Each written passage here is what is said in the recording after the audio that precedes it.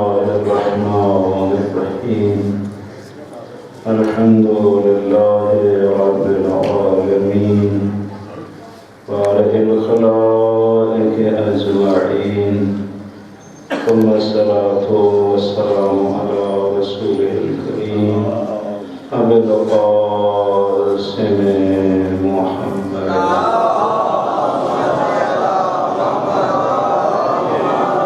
وعلى آله الطيبين الطاهرين المعصومين الغر الميامين المنتجبين المنتخبين الذين قال الله تعالى في شانهم إنما يريد الله ليذهب عنكم الرجس أهل البيت ويطهركم تطهيرا.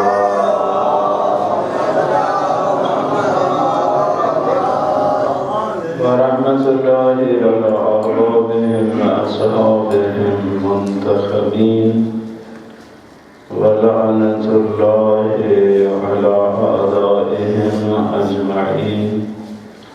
أما بعد فقد قال الحكيم في كتابه بسم الله الرحمن الرحيم يا أيها الذين آمنوا لا تلهكم أموالكم ولا أولادكم عن ذكر الله ومن يفعل ذلك فأولئك هم الخاسرون.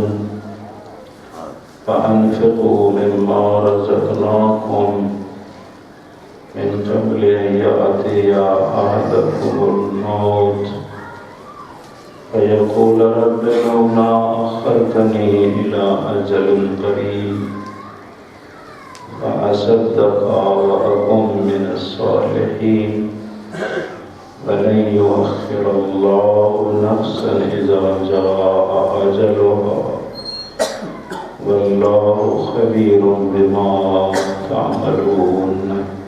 سلام.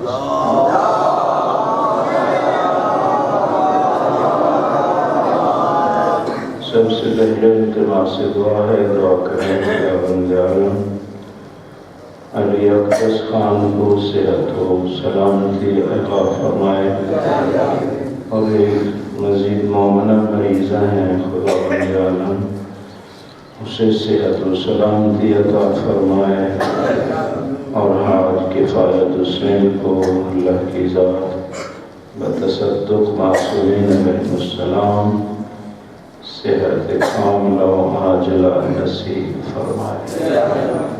صلوات پڑھیں.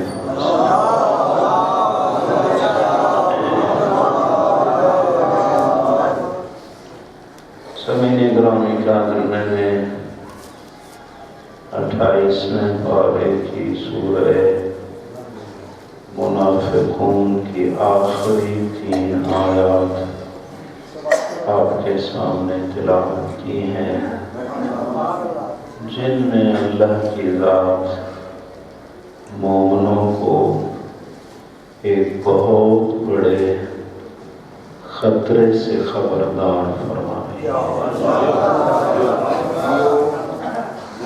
بہت بڑا خطرہ ہے، اللہ کی ذات اس خطرہ سے صاحبان ایمان کو تنبیہ فرما رہی ہے، اور یہ بھی آپ جانتے ہیں کہ خالق اسی خطرے سے خبردار فرماتا ہے جو خطرہ ممکن ہوتا ہے. جو خطرہ نہیں ہوتا اس سے تنبیہ قرآن نہیں فرماتا. تو ہیں بھی صاحبان ایمان، لیکن ان کو بھی ایک بہت بڑا خطرہ ہے، اور وہ کیا ہے؟ ارشاد فرماتا ہے اے صاحبان ایمان، کہیں ایسا نہ ہو کہ یہ چند ٹکے مال دنیا اور یہ اولاد تمہیں خدا سے غافل نہ کر دے.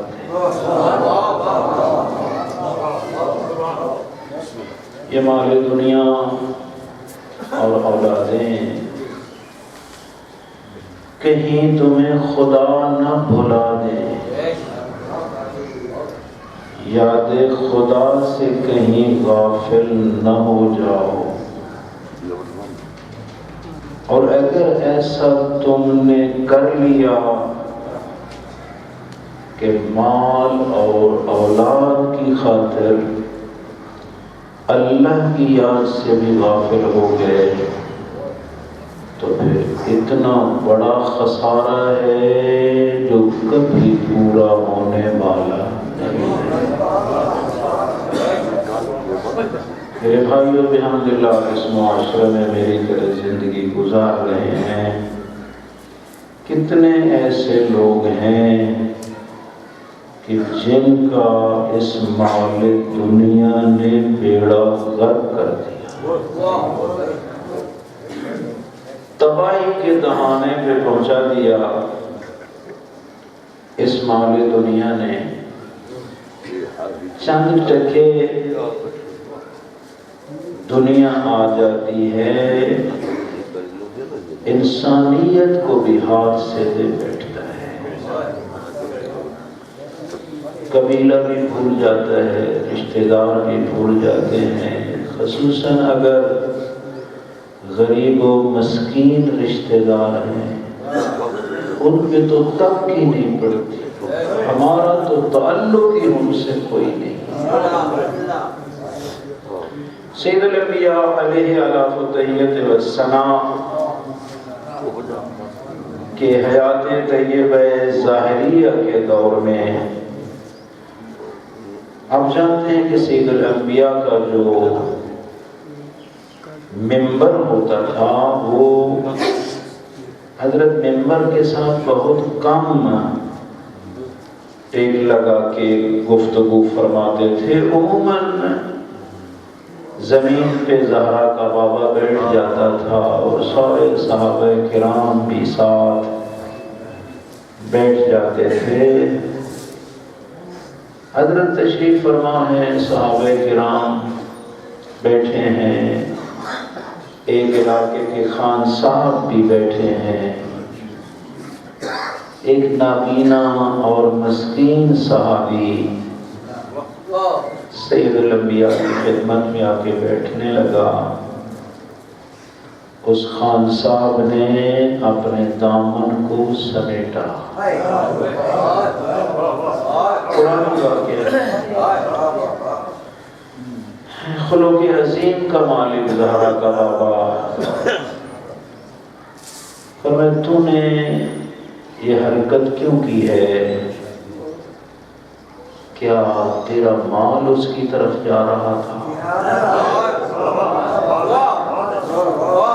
یا اس کی غربت تیری طرف آ رہی تھی؟ عرض کرتے ہیں مولا غلطی ہو گئی، معاف کریں۔ میں توہین اس مسکین کی ہے، معافیاں مجھ سے مانگتا ہے، حقوق العباد سے ہے، جب تک وہ معاف نہیں کرے گا میں اس کو معاف نہیں کر سکتا۔ مولا آپ واسطہ بن جائیں، آپ معافی لے دیں، میں آدھا مال بھی دیتا ہوں۔ حضرت نے ارشاد فرمایا کہ نابینا صحابی یہ مال بھی دیتا ہے، راضی ہو جا۔ میرے بھائیوں میں عموماً جملہ کہتا ہوں کہ آنکھوں کا اندھا تھا، دل کا اندھا نہیں۔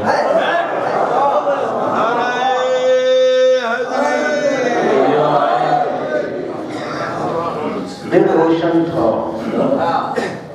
اور اس کے دل کے پاک ہونے کی گواہی قرآن نے دی، اتنا بابسیرہ تھا۔ عرض کرتے ہیں مولا میں آپ کے حکم سے راضی ہوں، لیکن پناہ مانگتا ہوں میں اس مال سے کہ جس نے اس کو اتنا فرعون بنا دیا ہے، میرے پاس آئے تو میرا بھی بیڑا غرق کر دے۔ قرآن میں آیت نازل ہوئی عبس وتولی ان جاءہ الاعمی، کس چودھری صاحب نے منہ پہ ناک بھون چڑھایا کہ اس کے پاس اندھا آ کے کیوں بیٹھا ہے۔ قرآن کہتا ہے وما ادرا لعلہ یتزکیٰ، اس بدبخت کو کیا پتا شاید یہ نابینا وہ ہو جس کا دل پاک ہو، جس نے اپنے نفس کا تزکیہ کر رکھا ہو، شاید یہ وہ۔ اور یہ بھی میں آپ کو عرض کروں، خداوند عالم یہاں لعل استعمال کرتا ہے نا، لعل کا معنی ہماری عربی کو اردو میں ڈھالیں تو شاید کے معنی میں ہوتا ہے، لیکن اللہ کے بارے میں شاید نہیں، توجہ کرنا۔ کبھی خدا کی ذات یہ نہیں کہہ سکتی کہ شاید یہ ہو جائے، نہیں، علم اس کا عین ذات ہے۔ اللہ کا لعل بھی یقین کے معنی میں ہوتا ہے کہ یہ وہ نبینا ہے کہ یقیناً اس کا دل پاک ہے۔ اس لیے کبھی کسی کو گھٹیا مت سمجھنا۔ یہاں طبقاتی نظام جو میرے معاشرے میں ہے یہ امتحان ہے۔ کوئی بڑے خان صاحب ہیں، کوئی مسکین ہیں، یہ ایک نظام ہے امتحان کا۔ ممتحن کی مرضی کہ مال والا پرچہ دے یا محرومیت والا پرچہ اس سے آزمائے۔ کبھی یہ نہ کہنا کہ ہم تو ماشاءاللہ بڑا جی اللہ کے رنگ نے، بھئی اللہ کے رنگ سب کے لیے ہیں۔ کبھی اس کا رنگ ہے آزمانے کا، مال دیتا ہے، کبھی اس کا رنگ ہے کہ وہ محدود کر لیتا ہے، دیکھتا ہے اس کا صبر اور شکر کتنا ہے۔ اس لیے میرے بھائی اور بزرگوں کو ذات کے لیے یاد رکھو، میں نے اپنے پیاروں کو بلکہ ولیوں کو ان عام بندوں میں چھپا دیا ہے، میرے کسی بندے کو گھٹیا مت سمجھنا۔ حدیث قدسی کے الفاظ۔ اور ایک روایت ہے میرے سامنے امام محمد باقر علیہ السلام کی، حضرت کے پاس ایک تقدس مواب آ کے بیٹھا۔ کچھ ہوتے تقدس مواب ہیں لیکن بے معرفتے ہوتے ہیں۔ آپ کہتے ہیں مولا میں آپ کے ان شیعوں سے بڑا تنگ ہوں، ان سے بیزاری اختیار کرنا چاہتا ہوں، یعنی کوئی تعلق نہیں ہے میرا ان سے۔ خود اپنے آپ کو شیعہ امام کہتا ہے۔ امام علیہ السلام نے بڑا حوصلے سے اس کی بات کو سنا، پھر اس نے تکرار کیا۔ باقر العلوم فرماتے ہیں وجہ کیا ہے، تو میرے شیعوں سے کیوں بیزار ہونا چاہتا ہے، قطع تعلقی کیوں کرنا چاہتا ہے؟ کہتے ہیں مولا یہ جاہل ہیں، بے عمل ہیں، یہ روایت کے جملے ہیں۔ جاہل ہیں، ان پڑھ ہیں، جاہل ہیں، اور دوسرا بد عمل ہیں۔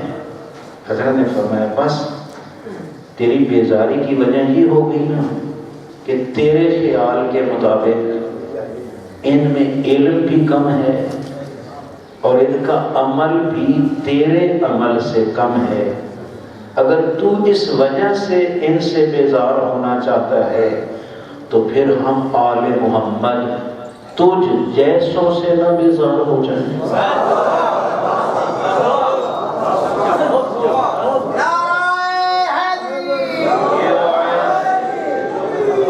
تقدس مواب، تیرا علم اور عمل ہم اہل بیت کے مقابلے میں کیا ہے؟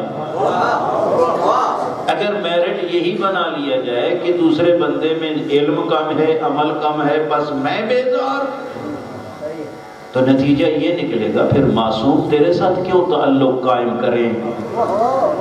پھر امام نے فرمایا الایمان کالسلم، یہ جو ایمان ہوتا ہے نا یہ سیڑھی کی مانند ہوتا ہے، سلم جس کے ڈنڈے ہوتے ہیں، درجے، اور عربی میں سیڑھی کا نام ہی درجہ ہے، عربی میں درجتون ہے، سیڑھی کو کہتے ہیں کیونکہ وہ درجہ سٹیپ بائی سٹیپ۔ فرمایا ایمان اس طرح ہوتا ہے، جو دوسرے سٹیپ پہ کھڑا ہے ایک مومن، ایک نچلے سٹیپ پہ کھڑا ہے، جو دوسرے پہ کھڑا ہے اس کو یہ حق نہیں کہ نچلے سٹیپ والے کو کہے کہ لست علی شیء، کہ تو کچھ بھی نہیں، فرمایا تجھے اختیار ہی نہیں کہ جو نچلے سٹیپ پہ کھڑا ہے اس کو یہ کہے کہ لست علی شیء، تو کچھ بھی نہیں، بلکہ فرمایا محبت سے اس کے ہاتھ کو پکڑ، پیار سے اس کو تعلیمات محمد و آل محمد سے آگاہ کر، اس کو اپنے ساتھ دوسرے درجے پہ لے آ، پھر دونوں مل کے چلو، وہاں کھڑے ہو جاؤ جہاں ابو ذر و سلیمان کھڑے۔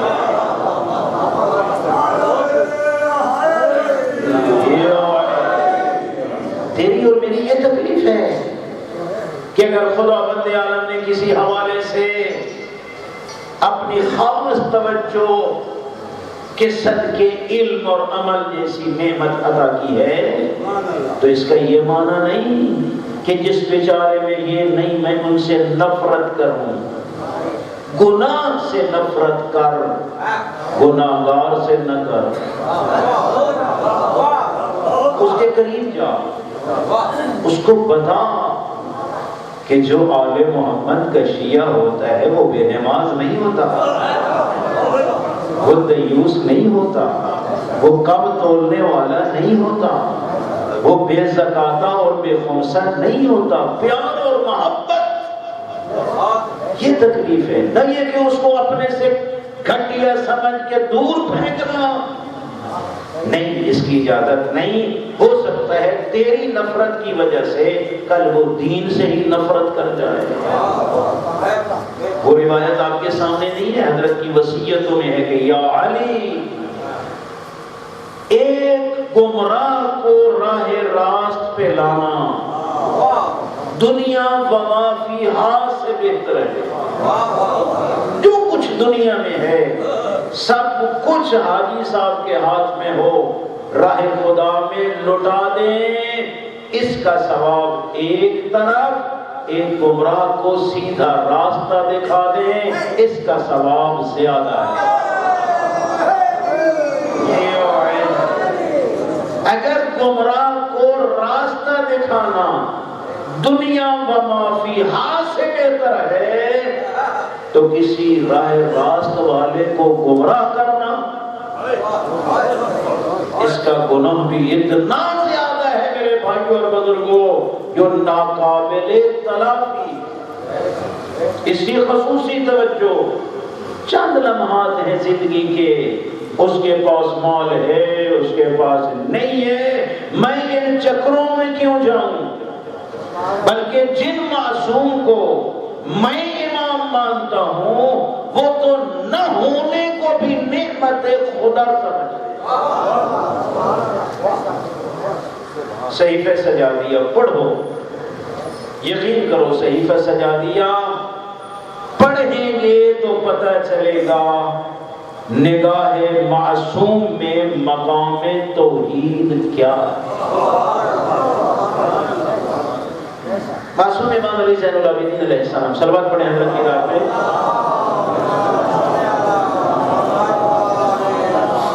دعائیہ جملہ ہے حضرت کا، خدایا کچھ اکثر نعمتیں تو ایسی ہیں جو میں نے مانگی ہی نہیں تو نے دے دی، بن مانگے، اکثر ایسی کہ ہم نے مانگی تک نہیں خدایا تو نے عطا کی، اور کتنی وہ ہیں جو ہم نے مانگی اور تو نے عطا کی، اور کتنی وہ نعمتیں ہیں ہم مانگتے رہے تو نے نہ دی۔ تین ہاتھ سے خالی نہیں ہر بندہ، اکثریت بن مانگے، کچھ ہم نے مانگی اس نے عطا کی، کتنی ہیں ہم مانگتے رہے اور اس نے عطا نہیں کی۔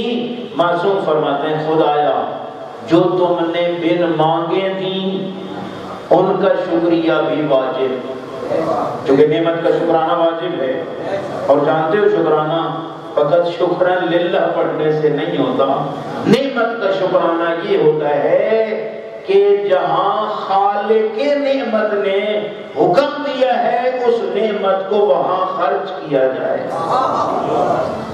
کم از کم شکریہ۔ نہج البلاغہ میں جو حضرت کا جملہ ہے کہ جتنا جو کچھ تیرے پاس ہے سب اللہ کی نعمت ہے، نعمت کا شکریہ واجب ہے۔ کم از کم شکریہ یہ ہے کہ ان نعمتوں کو ان کے خالق کی نافرمانی میں استعمال نہ کریں۔ آنکھ دی ہے تو ادھر اٹھے نہ جہاں اس نے حکم دیا۔ تو میرے بھائی اور بزرگوں تفصیل میں نہ جاؤں کہ کچھ وہ ان کا شکریہ واجب جو کہ تو نے دی، کچھ وہ ہیں جو میں نے مانگی تو نے دی، ان کا شکریہ بھی واجب۔ خدایا وہ نعمتیں جو ہم